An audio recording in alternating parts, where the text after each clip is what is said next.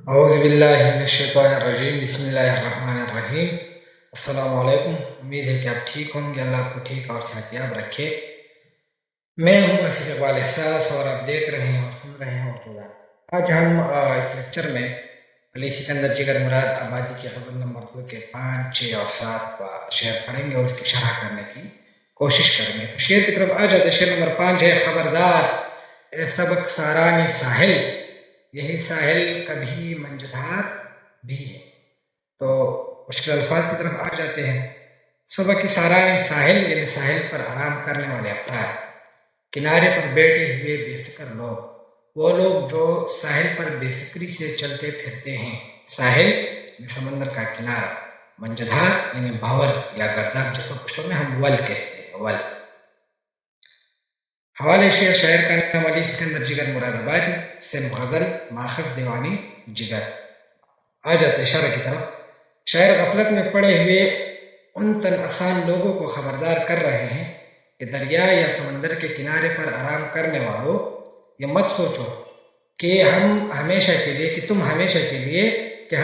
لیے طوفان اور لہروں سے بچ کر زندگی گزار سکیں۔ یہ بھی ممکن ہے کہ سمندر میں طوفان آئے اور تیز لہریں ساحل کی طرف امڑ آئے اور واپس تم سب کو سمندر کے گہرے گرداب میں لے جائے، یعنی وہ لہریں گرداب کی شکل اختیار کر لیتی ہیں اور اپنے ساتھ کنارے پر موجود ہر چیز کو بہا لے جاتی ہیں۔ بنیادی طور پر یہ جو لہر اور منجدار کی بات ہو رہی ہے، یہ بطور جو ہے منجدار کا لفظ جو ہے خصوصاً یہ بطور استعار زندگی کے لیے لیا گیا ہے۔ وہ لوگ جو زندگی خوشی خوشی جی رہے ہیں تو ان پر بھی مصیبتیں آ سکتی ہیں، تو یہ استعارہ ہے۔ اچھا، اس شعر میں ان لوگوں کو تنبیہ کیا گیا ہے جو دوسروں کا تماشا دیکھتے ہیں اور سمجھتے ہیں کہ یہ تکالیف، مصائب اور فتنے صرف دوسرے لوگوں کے لیے ہیں اور ہم تمام عمر عافیت کی زندگی گزاریں گے۔ یہ ان کی خیام خیالی ہے۔ کبھی کبھی ساحل والے بھی اچانک طوفان کی زد میں آ جاتے ہیں، اس لیے ہر وقت تیار رہنا چاہیے۔ یعنی کبھی تو مصیبت دوسروں پر ہے، وہ ہو سکتا ہے کہ آپ پر بھی آئے، تو خود کو زندگی کے لیے بالکل تیار رکھنا چاہیے، ہر قسم حالات کے لیے تیار رکھنا چاہیے۔ شاعر کہتے ہیں کہ حقارت سے نہ دیکھیں اہل ساحل اہل طوفان، حقارت سے نہ دیکھیں اہل ساحل اہل طوفان کو، کبھی ایسا بھی ہوتا ہے کنارے ڈوب جائے۔ اب اگلے شعر کی طرف آ جاتے ہیں۔ یہی دنیا ہے بستی آنسوؤں کی، یہی دنیا ہے بستی آنسوؤں کی، یہی دنیا تبسم زار بھی ہے۔ اس میں صنعت تکرار کا استعمال کیا گیا ہے، یہی دنیا جو ہے وہ صنعت تکرار ہے۔ صنعت تناسب یا میراث النظیر، یعنی دنیا بستی آنسوؤں کی اور تبسم زار، یہ دنیا کے ساتھ وابستہ چیزیں ہیں، تو یہ صنعت تناسب یا صنعت میراث النظیر ہے۔ مشکل الفاظ اور معنی: بستی آنسوؤں کی یعنی آنسو کی بہنے کی جگہ، تبسم زار یعنی خوشی کی جگہ۔ شاعر کا نام علی سکندر جگر مراد آبادی، صنف غزل، ماخذ دیوانی جگر۔ شرح کی طرف آ جاتے۔ شاعر دنیا کے دو مختلف متضاد صورتیں دکھا کر کہتے ہیں، صحیح دو صورتیں انہوں نے دکھائی کہ دنیا میں خوشی بھی ہے اور غم بھی ہے۔ پشتو کا ایک شعر ہے کہ زندگی تضادات مجموعہ، زندگی تضادات مجموعہ، محبت چوی نفرت بخامخوی، پختنې پیغلې چې زړه ښکته پورته نه کړي، ستا د مینې څه قیمت به خامخا وي۔ شاید دنیا کے دو مختلف متضاد صورتیں دکھا کر کہتے ہیں کہ دنیا میں خوشی اور غم دونوں آتے رہتے ہیں، مگر کبھی بھی حالت مستقل ٹھہراؤ نہیں کرتی۔ اچھا وقت بھی گزر جاتا ہے اور برا وقت بھی، یعنی زندگی کا کمال یہ ہے کہ اس میں اچھا وقت بھی گزر جاتا ہے اور برا وقت بھی گزر جاتا ہے۔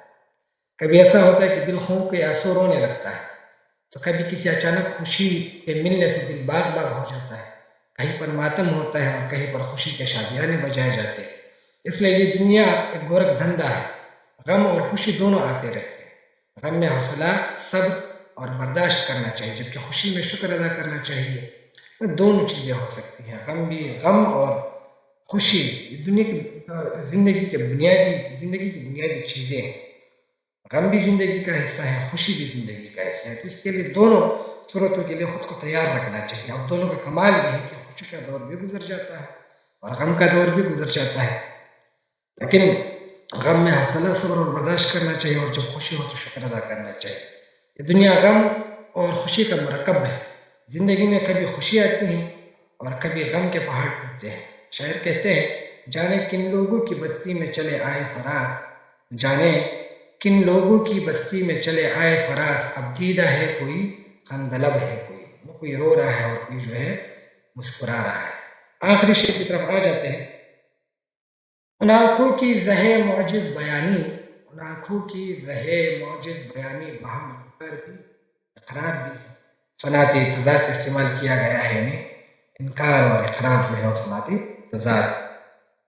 زہے یہ لفظ تعریف و تحسین کے لیے استعمال ہوتا ہے، جیسے کیا ہو یا واہ۔ معجز بیانی معجزہ بیان کرنے والی، یعنی ایسی بات جو حیرت انگیز اور ناقابل یقین ہو۔ باہم یعنی ایک ساتھ، انکار نہ ماننا، اقرار مان یا تسلیم کرنا۔ شاعر کی طرف آ جاتے ہیں، حوالے کی طرف۔ شاعر کا نام علی سکندر جگر مراد آبادی، صنف غزل ماخذ دیوان جگر۔ شاعر کی طرف آ جاتے ہیں۔ جگر مراد آبادی غزل کے مقطع میں اپنے محبوب کی خوبصورتی، دلکشی اور بے پناہ حسن کے بارے میں کہتا ہے کہ میرے محبوب کی آنکھیں اتنی خوبصورت ہیں کہ ان میں معجزاتی حسن اور کشش ہے۔ میں اپنے محبوب کی آنکھوں کی خوبصورتی کو بیان کر رہا ہے کہ اس میں خوبصورتی ہے، کشش ہے، معجزاتی کشش ہے۔ اس کی آنکھیں بولتی ہیں، وہ اپنے آنکھوں کے ناز و ادا سے لوگوں کے دلوں کو اپنی طرف کھینچتا ہے، مگر کوئی یہ اندازہ نہیں لگا سکتا کہ ان کی آنکھوں میں انکار ہے یا اقرار ہے۔ یہ بنیادی نقطہ ہے کہ کوئی سمجھ نہیں سکتا کہ اس میں آنکھیں جو ہے وہ اقرار کر رہی ہیں یا انکار کر رہی ہیں۔ اچھا، یعنی شاعر بھی اس کشمکش کا شکار ہے کہ مشرقی محبوب سے محبت کرتا بھی ہے یا نہیں۔ اسی جستجو میں ہے کہ کبھی تو وہ کھلے دل سے واضح الفاظ میں اظہار کر دے، مگر اس کے باوجود شاعر اپنے محبوب کی نگاہوں کی کرشماتی ادا پر فدا ہے۔ یہ انکار اور اقرار کا امتزاج ہی اصل جادو بیان ہے، یعنی یہ جو اقرار اور انکار ہے یہ بنیادی چیز ہے، کیونکہ اگر وہ اقرار محبت نہیں کرتا تو انکار بھی نہیں ہے۔ یہ عاشق کی امید بندی ہوئی ہے۔ شاعر کہتے ہیں، کون جیتے گا ان سے باتوں میں جس کی آنکھیں کلام کرتی۔ تو امید ہے کہ تینوں اشعار کو سمجھ آ گئے ہوں گے۔ یاد رکھیں کہ یہ سب کچھ نکات ہیں جو کہ آپ نوٹ کر سکتے ہیں، پھر اپنے انداز سے آپ اس کو لکھ لیں تو زیادہ بہتر ہو۔ تو اگلے لیکچر میں کسی اور غزل کے ساتھ دوبارہ آپ سے ملاقات ہوگی۔ آپ کو کوئی بھی مسئلہ ہو تو آپ کمنٹ سیکشن میں پوچھ سکتے ہیں۔